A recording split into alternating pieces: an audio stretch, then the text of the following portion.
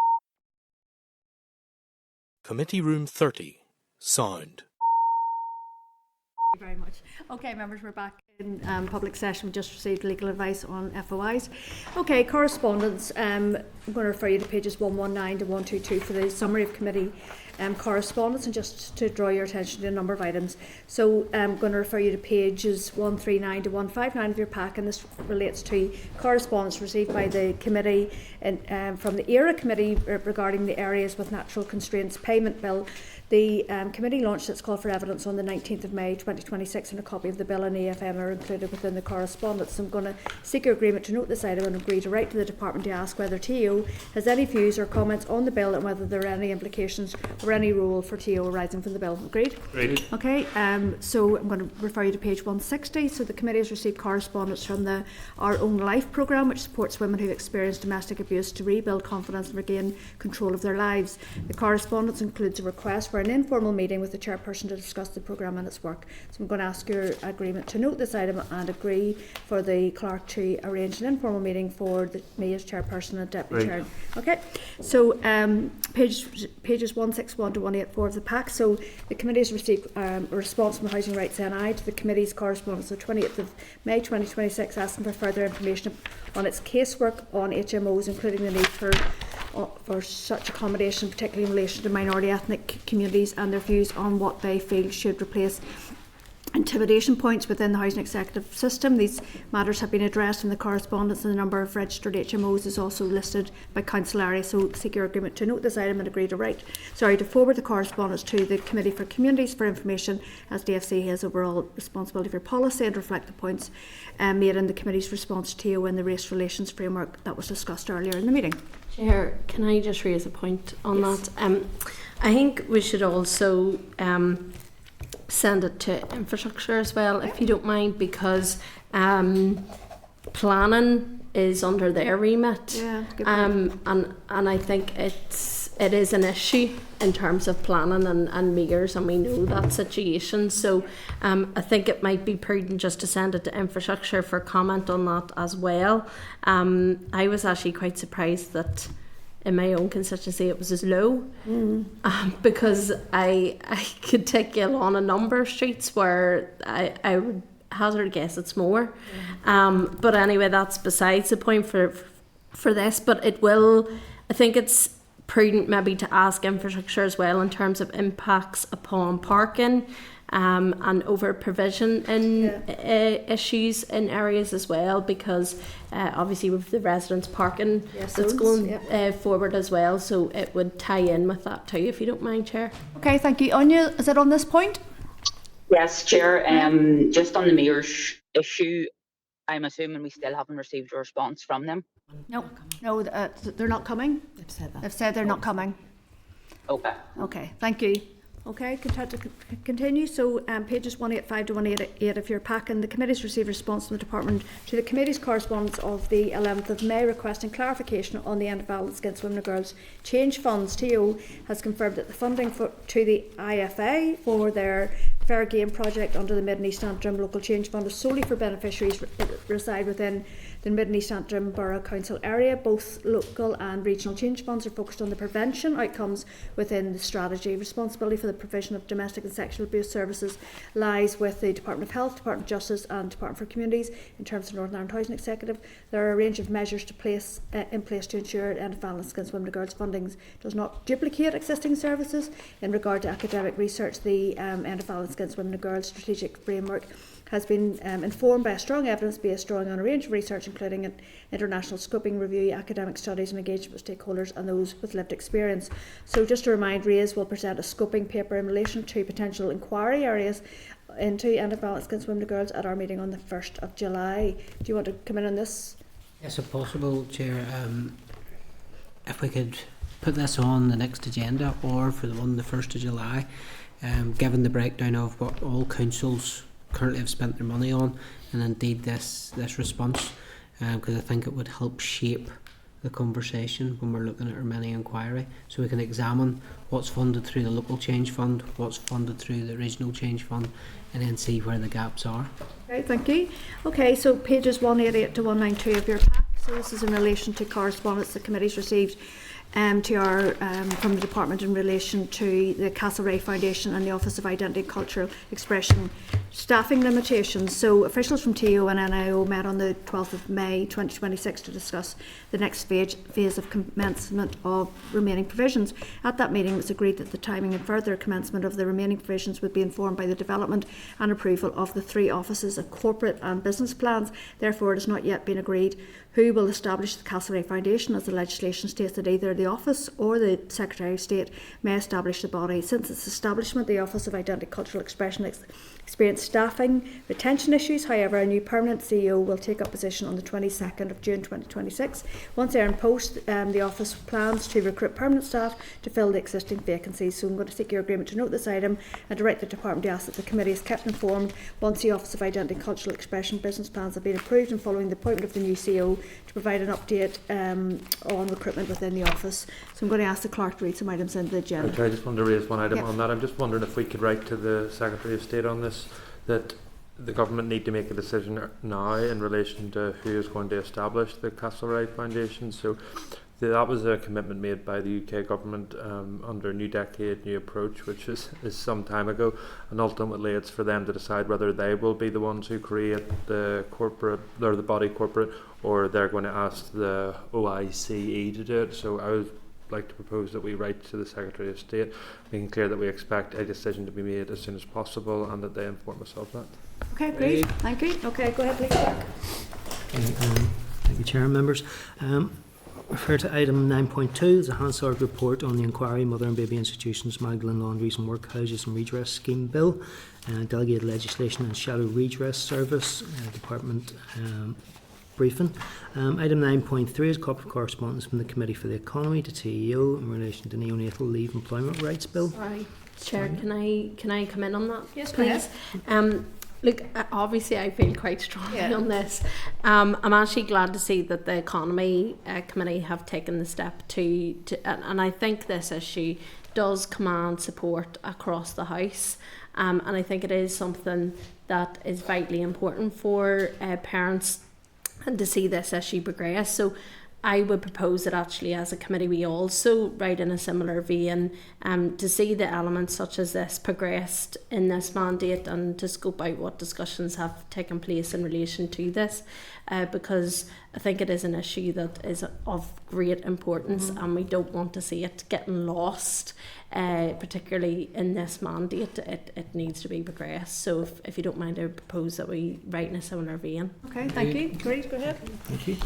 Members, item 9.4 is a copy of correspondence from TEO to the Committee for the Communities regarding the Social Housing Development Programme.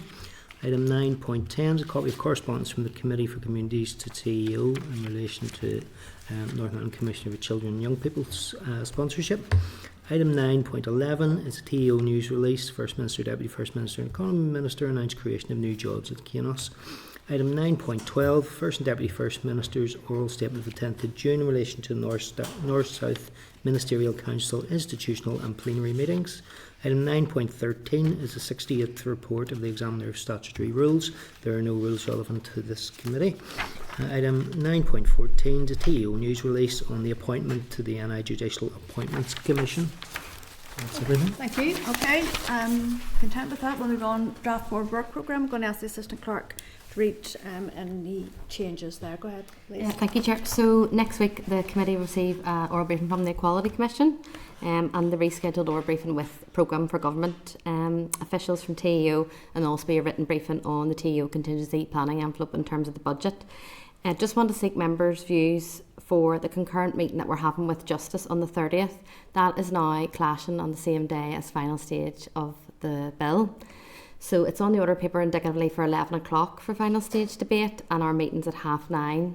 So if members would like to bring that meeting forward, start earlier at 9 or postpone the meeting till September at a later stage. Just it was organised obviously on the 30th and we don't have much time after that with recess. So just to see what members would like to do. I'm content to postpone it. Yeah, I'm content with that. There's a lot on that day. We're voting right through the night. Yes. Okay, content, thank you. I would like to highlight what's happening on the 1st then. Yes, on the 1st of July is scheduled brief with First and Deputy First Minister. It's still under consideration by ministers, is the official line that we're getting from the department at the minute. Also be the raised scoping paper that you discussed earlier, Chair, in terms of violence against women and girls, and then committee will consider the SL1 for the salary of the Ombudsman. But what happens if they don't come? You know what? So that'll be a very light meeting then, effectively. I'd like to think that we'll have confirmation before the 1st of July in terms of that, and then members can revisit that request whether it's accepted or declined. Okay, go ahead please. Thank you, Chair. So I raised this with the Deputy First Minister just to say that it had still been in TBC. So Deputy First Minister informed me a number of weeks ago that she signed off on her appearance here at the committee. Obviously it requires the joint sign-off, but my proposal would be that we write to the First and Deputy First Minister to say that we've made arrangements for them to come. We expect them to come until we hear correspondence from them that they aren't coming, that we expect them to be here, and we set up to do that. Okay, agreed. Okay, any other business, members? No. Okay, so date, time and place next meeting next Wednesday, 24th of June at 2 p.m. in room 30. Meeting's adjourned. Thank you. Committee Room 30. Sound.